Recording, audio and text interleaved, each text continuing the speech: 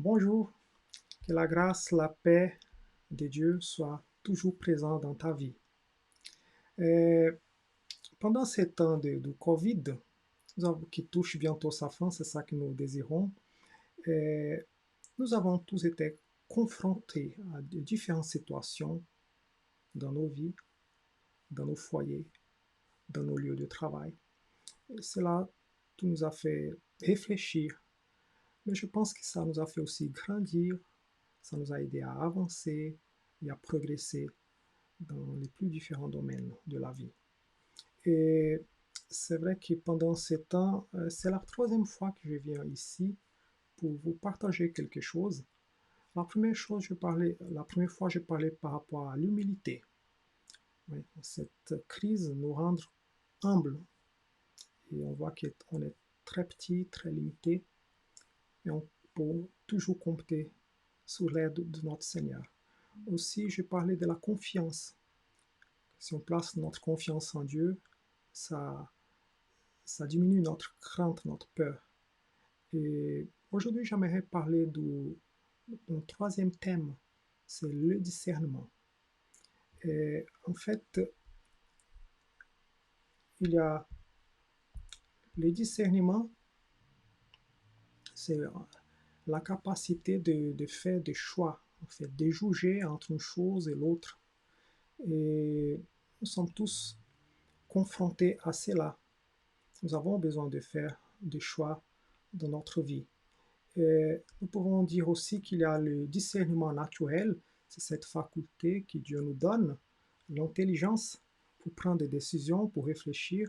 Nous faisons l'utilisation du discernement naturel tous les jours. Lorsqu'on se réveille, il faut choisir quels sont les habits à porter, quel est le transport qu'on va prendre pour aller au travail. Il y a tellement de choses qu'on va faire à midi. Si tu vas manger quelque part, il faut choisir le menu. Et alors, ça fait partie du discernement naturel. Dieu nous a accordé la capacité de réfléchir et on peut développer en fait le discernement naturel lorsqu'on avance dans notre vie, l'expérience de vie. Et la recherche de savoir, ça augmente notre discernement naturel. Mais il y a aussi le discernement spirituel. C'est ça le but de ma méditation.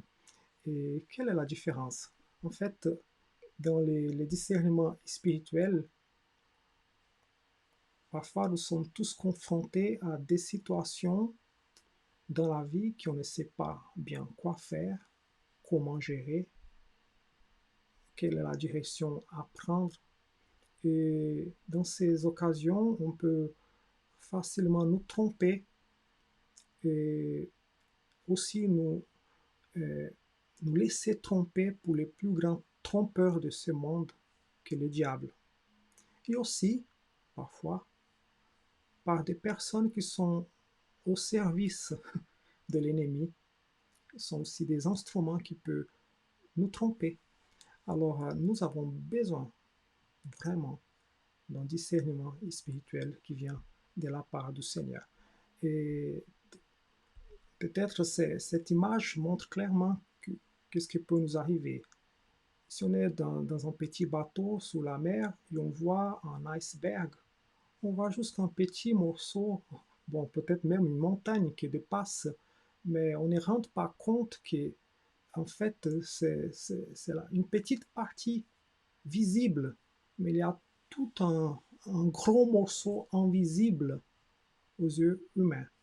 Et c'est exactement pour cela, dans ce monde, que nous avons besoin du discernement, parce que nous sommes capables de voir ce qui est visible devant nos yeux, mais il y a tout un tas de choses invisibles tout autour de nous. Et là, nous avons besoin du discernement, de la grâce du Seigneur. Et parfois, le vrai et le faux, ils sont tellement imprégnés l'un à l'autre que c'est difficile de partager ce qui est faux et ce qui est vrai. Alors là, nous avons besoin de la vérité. C'est Jésus-Christ, il dit, je suis le chemin, la vérité et la vie. Quand la vérité, elle arrive, elle est capable de départager le faux du vrai. Le vrai demeurera pour toujours. Le faux, c'est l'imitation en fait. Ça va, hein, ça va s'arrêter quelque part. Et qu'est-ce qui se passe par rapport à ces petits virus aussi? Tout ce qui est vrai et tout ce qui est faux. Il y a tellement d'informations qui courent à droite, à gauche, et parfois on peut facilement nous laisser tromper. Alors là aussi, nous avons besoin d'un discernement du Seigneur. Et, c'est quelque chose, le discernement naturel, c'est important, et le spirituel, je dirais que c'est vraiment plus important. Je cite juste que, rapidement un événement dans le Nouveau Testament. C'est l'apôtre Paul. Il est arrivé dans la région de la Macédoine et son but c'était annoncer l'évangile. Et il y avait une jeune femme qui venait derrière eux pour le dire. Ces hommes sont des serviteurs de Dieu très haut. Ils annoncent le message du salut. Mais voyez que cette femme n'était pas là pour les insulter, pour les agresser physiquement ou verbalement. Ils étaient là pour faire des éloges en fait. Et peut-être n'importe qui dirait, oh ben voilà, on est des inconnus ici, mais voilà, il y a cette femme qui vient derrière nous tous les jours pour dire qu'on est des serviteurs de Dieu très haut et nous annonçons la bonne nouvelle du salut. Mais le Saint-Esprit a accordé à l'apôtre Paul les discernements pour dire que c'était un esprit d'adivination qui était sur cette dame. Il a retourné vers elle, il a expulsé ces mauvais esprits. Au nom de Jésus-Christ, sortez d'elle. Cette femme était délivrée. Vous voyez là l'importance du discernement pour séparer le faux du vrai. Et ouais, dans ces temps, nous avons vraiment besoin d'un discernement qui vient de la part du Seigneur. Et aussi pour ne pas tromper notre ennemi ou notre adversaire. C'est ça que l'apôtre Paul dit dans sa lettre aux Éphésiens, chapitre 6, verset 12. Car nous n'avons pas à lutter contre les êtres de chair et de sang, mais contre les puissances, contre les autorités, contre les pouvoirs de ce monde de ténèbres et contre les esprits du mal dans le monde céleste. Vous voyez là, c'est clairement un besoin d'avoir le discernement.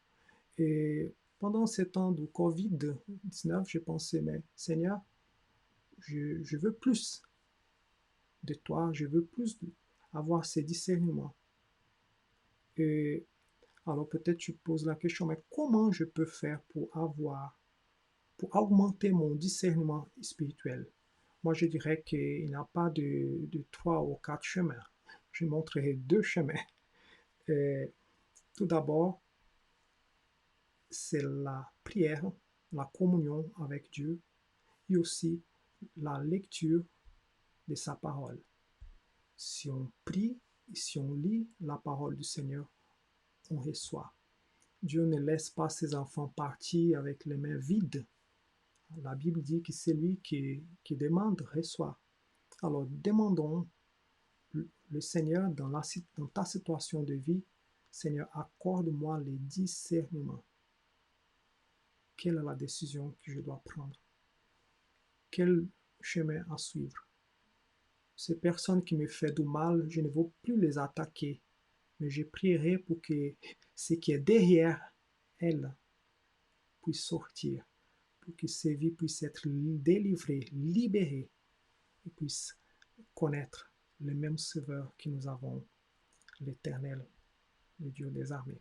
Alors, je vous lis encore ce texte de Philippiens chapitre 1, verset 9 à 11 qui dit « Et voici ce que je demande dans mes prières, c'est que votre amour augmente de plus en plus en connaissance et en pleine intelligence, que vous puissiez discerner ce qui est essentiel. Ainsi vous serez purs, irréprochables pour les jours de Christ. » Voilà, discerner ce qui est essentiel. Quel défi. Mais Dieu est là pour nous aider. Et ensemble, nous pouvons avancer en gardant le regard sur le Seigneur. Un dernier texte se trouve en Isaïe chapitre 30, verset 21.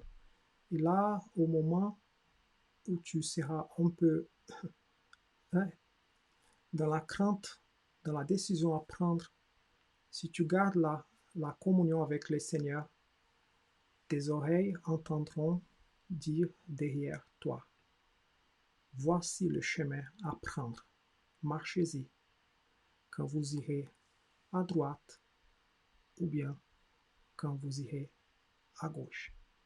Alors que Dieu vous bénisse, vous accorde sa grâce et le discernement dont tu as besoin dans la situation de vie qui t'entoure.